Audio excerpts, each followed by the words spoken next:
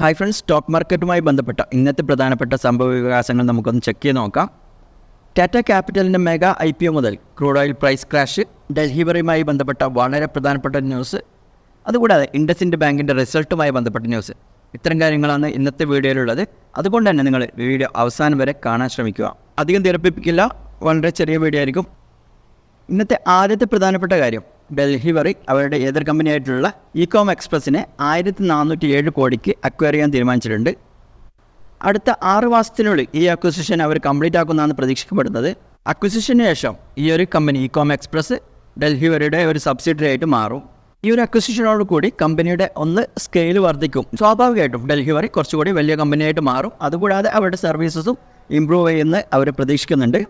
ഈ കമ്പനികൾ തമ്മിൽ ചെറിയൊരു പ്രശ്നങ്ങൾ മുമ്പേ ഉണ്ടായിരുന്ന IPOൻ്റെ ടൈമിലും, അതുകൂടാതെ ഇവരുടെ ഓപ്പറേഷൻസിൻ്റെ മെത്തേഡിലും ചെറിയ വ്യത്യാസങ്ങളുണ്ട്. എങ്കിലും അതൊക്കെ കൗണ്ടർ ചെയ്ത് ഈ കമ്പനികൾ യോജിക്കുമെന്ന് നമുക്ക് പ്രതീക്ഷിക്കാം അടുത്ത 6 മാസത്തിനുള്ളിൽ. ഈ ഒരു വാർത്തയെക്കുറിച്ച് ഡീറ്റെയിൽഡായിട്ട് നമ്മൾ ബ്ലോഗിൽ അതിനെക്കുറിച്ച് എഴുതിയിട്ടുണ്ട്. നിങ്ങൾക്കത് ചെക്ക് ചെയ്യാവുന്നതാണ്. ലിങ്ക് ഞാൻ താഴെ ഡിസ്ക്രിപ്ഷനിൽ കൊടുക്കാം. അടുത്തത് ടാറ്റ ക്യാപിറ്റലിൻ്റെ IPOയുമായി ബന്ധപ്പെട്ടാണ്. വളരെ വലിയൊരു IPO ആണ് ഇത് വരാൻ പോകുന്നത്. കഴിഞ്ഞ വർഷം നമ്മൾ കുറച്ച് വലിയ ഹ്യൂജ് ആയിട്ടുള്ള IPOs കണ്ടിരുന്നു, ഹ്യുണ്ടായി മോട്ടോഴ്സിൻ്റെയും മറ്റും. ഏകദേശം 15,000 കോടിയിൽ അധികം രൂപയുടെ IPO ആണ് വരാൻ പോകുന്നത്. അതിനുവേണ്ടിയുള്ള DRHP അവരിപ്പോൾ സമർപ്പിച്ചിട്ടുണ്ട് സെബിക്ക്. കൂടുതൽ ഡാറ്റയൊന്നും ഇപ്പോൾ പബ്ലിക് ആക്കിയിട്ടില്ല. നമുക്ക് കൂടുതൽ ഡാറ്റാസ് വരും ദിവസങ്ങളിൽ കിട്ടുമെന്ന് പ്രതീക്ഷിക്കാം. മെയിൻ പ്രൊമോട്ടേഴ്സ് ആയിട്ടുള്ള ടാറ്റ സൺസ് അവരുടെ കുറച്ച് ഷെയർസ് ഇതിൽ വഴി സെല് ചെയ്യുന്നുണ്ട്. പക്ഷേ ഈ ഒരു IPOക്ക് ശേഷവും ടാറ്റ സൺസ് 75% കൂടുതൽ ഷെയർസ് ഹോൾഡ് ചെയ്യും ഈ കമ്പനിയിൽ. RBIയുടെ റൂൾ ഉണ്ടായിരുന്നു എല്ലാ NBFCസും സെപ്റ്റംബർ 25 ലിസ്റ്റ് ചെയ്യണമെന്നുള്ളത്. ആ ഒരു കാരണം കൊണ്ട് മാത്രമാണ് ഇവർ ഈ കമ്പനി ലിസ്റ്റ് ചെയ്യുന്നത്. IPOക്ക് മുന്നോടിയായിട്ട് ജാനുവരി 2024 ടാറ്റ ക്യാപിറ്റലും ടാറ്റ ക്യാപിറ്റൽ ഫിനാൻസ് സർവീസസും ലയിച്ചിരുന്നു. കഴിഞ്ഞ ഫെബ്രുവരി 25 ഈ IPOക്ക് ടാറ്റ ക്യാപിറ്റൽ ബോർഡ് അപ്രൂവൽ കൊടുത്തത്.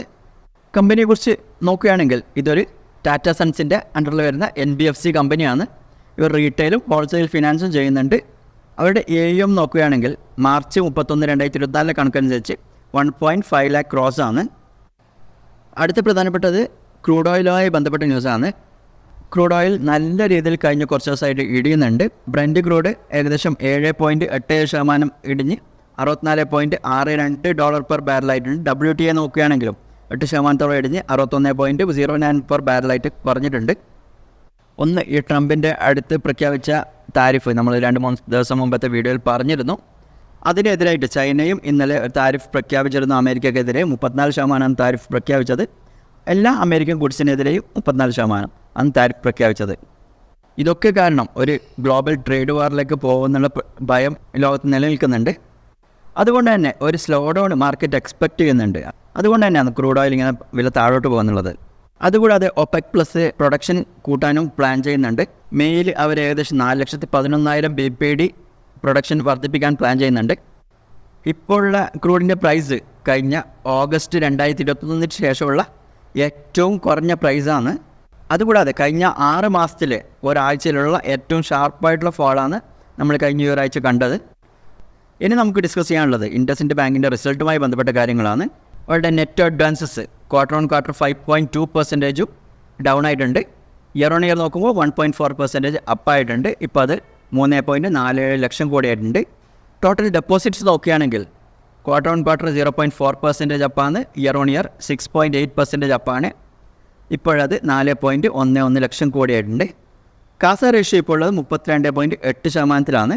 പക്ഷേ കഴിഞ്ഞ Q3 FY25 34.9% ആയിരുന്നു. അങ്ങനെ നോക്കുമ്പോൾ ചെറിയൊരു ഇടിവുണ്ടായിട്ടുണ്ട് അതിൽ. ഇനി Q4 ഫിനാൻഷ്യൽ ഇയർ 2024 നോക്കുകയാണെങ്കിലും ആ സമയത്ത് അത് 37.9 ആയിരുന്നു. അത് കമ്പയർ ചെയ്യുമ്പോഴും ഇപ്പോൾ ഒരു ഇടിവുണ്ടായിട്ടുണ്ട്.